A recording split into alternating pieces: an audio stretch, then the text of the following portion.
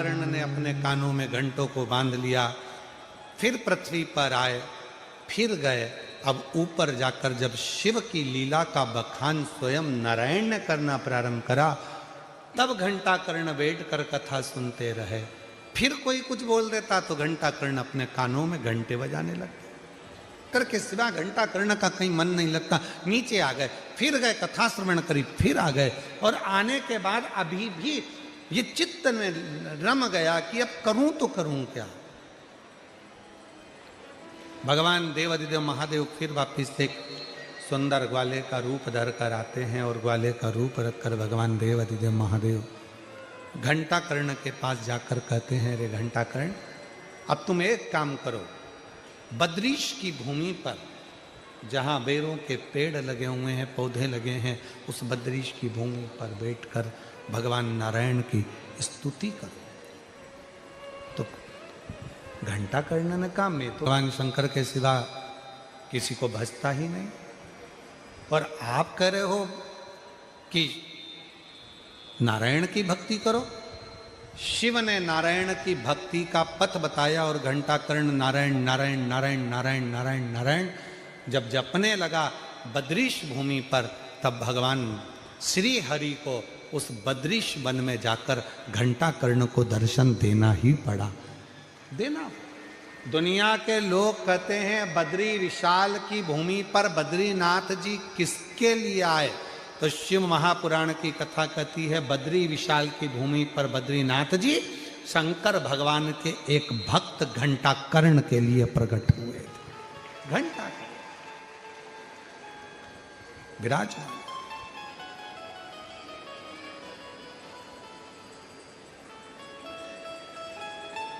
हाथ जोड़ लिए घंटा कर्ण ने, प्रभु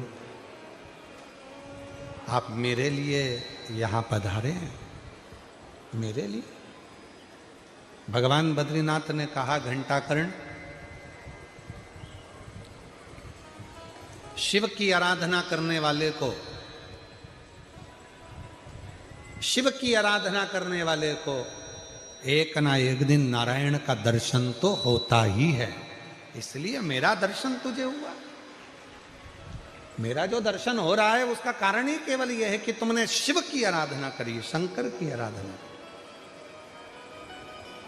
और जो देवाधिदेव महादेव की विरल भक्ति में, भगवान शंकर की विरल भक्ति में, भगवान शिव के भजन में, कीर्तन में, स्मरण में, शिव नाम में जो डूबा रहता है, उसको एक ना एक बार भगवान शिव दर्शन जरूर देते हैं, भगवान नारायण दर्शन जरूर देते हैं। कितना सुंदर कहा है, स्कंद पुराण में वर्णन मिलता है कि कोई नारायण भगवान का भजन करने वाला, श्री राम जी का भजन करने वाला, श्री हरि का भजन करने वाला, मेरे भगवान श्री कृष्ण का भजन करने वाला जब प्राण त्यागता है तो उसके स्वागत के लिए स्वयं देवता, गंधर्व सब खड़े रहते हैं।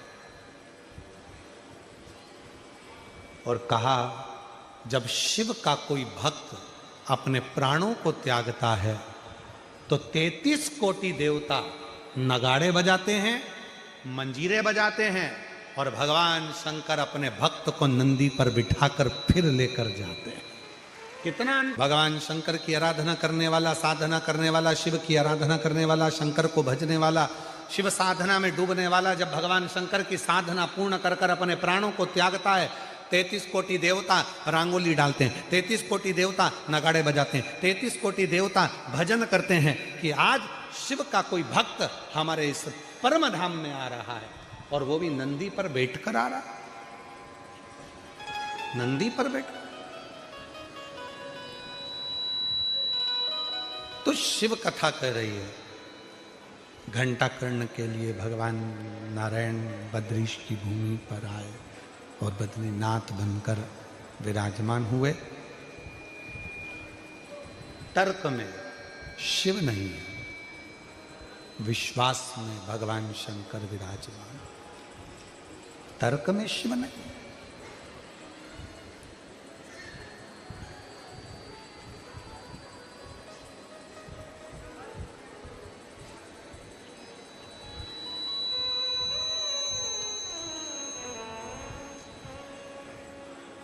माता पार्वती जी जब भगवान शिव को स्नेह करती थी, विवाह करने के लिए तब साधना करती थी, आराधना करती थी। खूब आए माता पार्वती को समझाने के लिए कि पार्वती तुम ये ठीक नहीं कर रही हो, क्यों शिव की साधना कर रही हो, क्यों शंकर भगवान की साधना में लगी हुई हो। शिव साधना से तुम्हें मिलेगा क्या, क्या प्राप्त होगा शिव साधना से? किस लिए कर रही हो तुम? पार्वती किसी अन्य देवता की अगर तुम साधना करती तो वो प्रकट हो जाते, पर शंकर भगवान को तुम प्रकट करने का अगर प्रयास कर रही हो तो शिव प्रसन्न नहीं होने वाले, शंकर प्रकट नहीं होने वाले, शिव प्रकट नहीं होंगे। क्यों कर रही हो? और कथा के प्रारंभ में कहा था, कथा के शुरू में कहा था कि तर्क देने वाला आपको भगवान से दूर कर देता है। शंभो शंभो, तर्क देने वाला भगवान से आपको दूर करेगा, पर विश्वास करने वाला, दृढ़ भरोसा करने वाला भगवान के करीब में लेकर आएगा।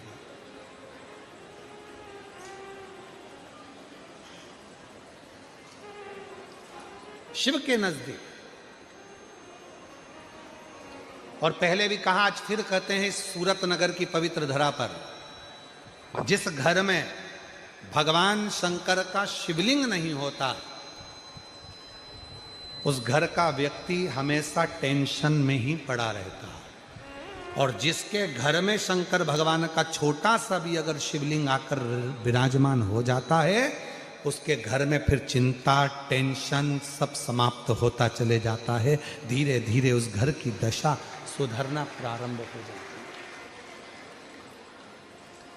चिंता से मुक्त होने लगता है, टेंशन से मुक्त होने लगता है, फिर धीरे धीरे उस घर की दशा अपने आप सुधरने लगती है, अपने आप से। इसलिए मेरी बहनों, मेरी जीजियों, जीजाओं, मेरी बेटियों, मेरे बेटाओं, मेरे बुजुर्ग माँ बाप, आप सभी से निवेदन करूं, प्रार्थना करूं कि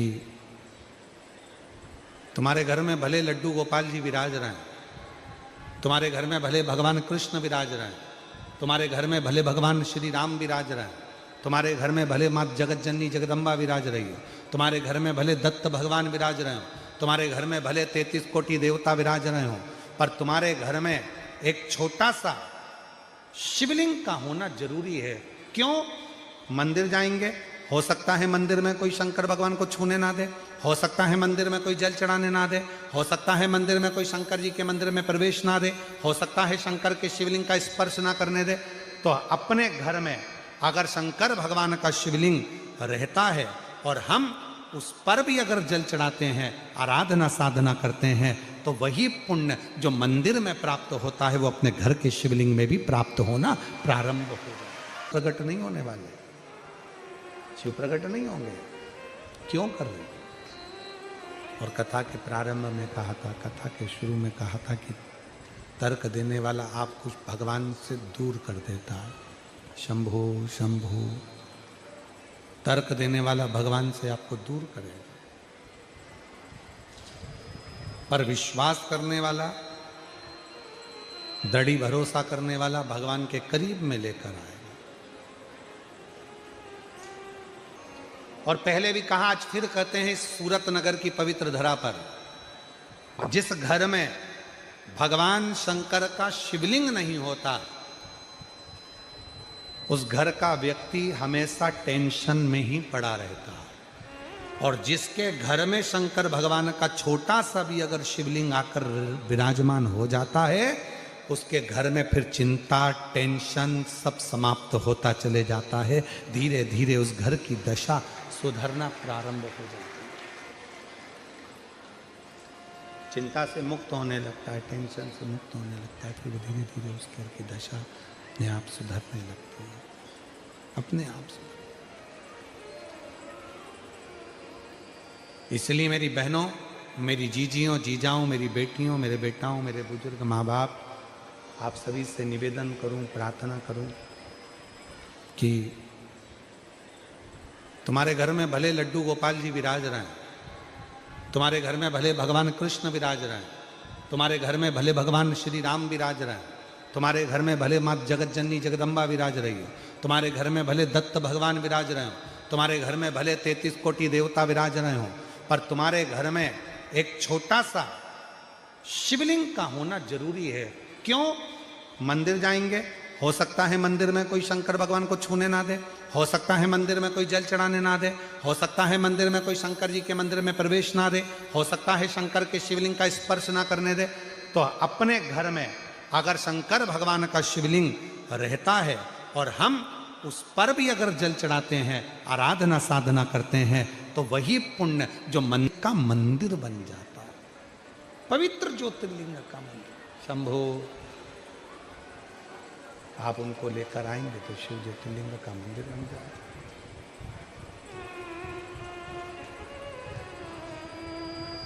किन किन के घर के दरवाजे पर श्री शिवाय नमस्तुभ्यम लिखा है? हाथ उठाओ जरा। सब क्या लिखा है? रख लो। बहुत बढ़िया।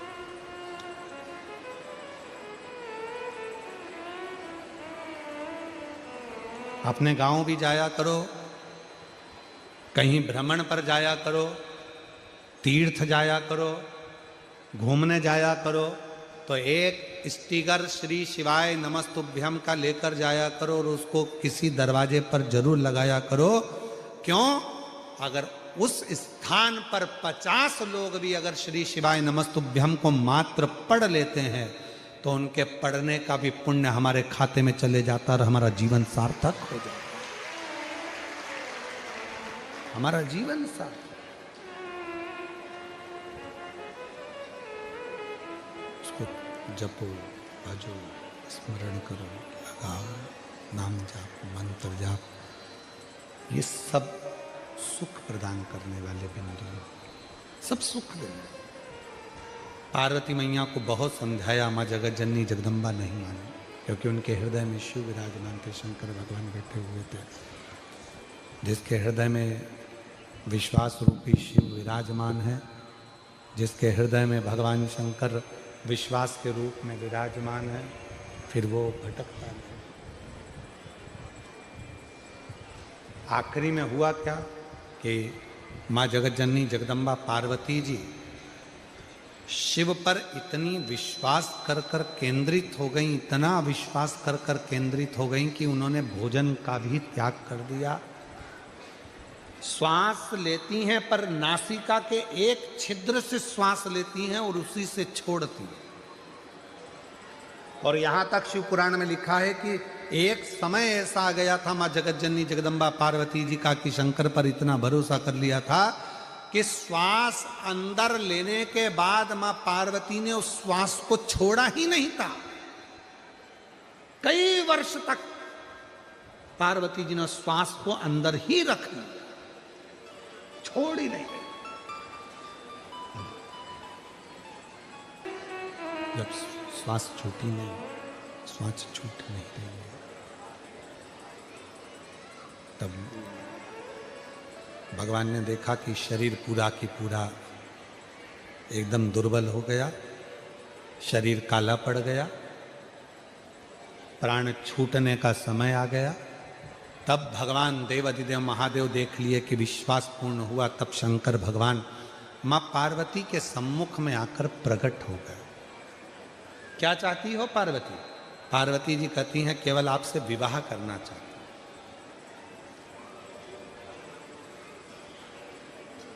विवाह का मतलब मालूम है आपको पार्वती? जितने दुनिया के लोग हैं उनको आज के समय में विवाह का मतलब नहीं मालूम है। जितने दुनिया के लोग हैं उनको आज के समय में प्यार का मतलब, प्रेम का मतलब मालूम नहीं है। प्यार का मतलब केवल ये नहीं होता कि शरीर को देखा जाए, सुंदरता देखी जाए, स्वरूप देखा जाए और अपना मन उसमें लग जाए, इसको प्यार और इसको प्रेम नहीं कह सकते।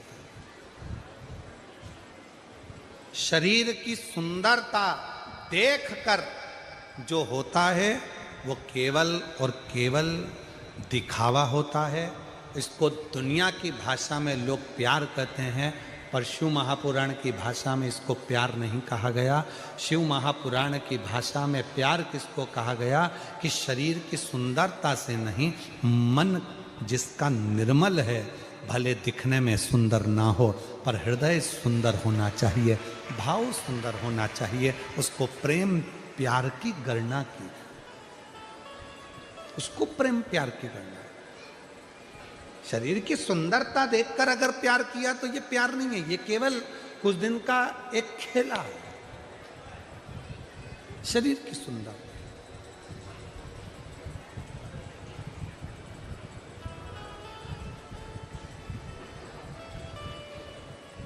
इसको केवल एक थोड़े दिन का मोह कह सकते हैं।